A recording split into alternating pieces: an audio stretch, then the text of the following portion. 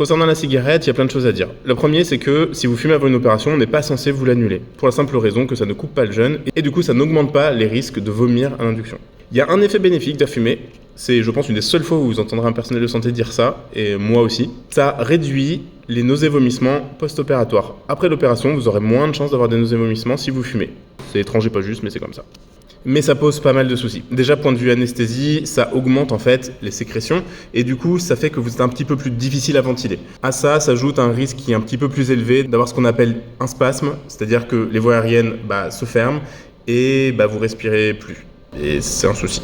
Le souci, c'est que ça pose aussi plein de problèmes pour la chirurgie.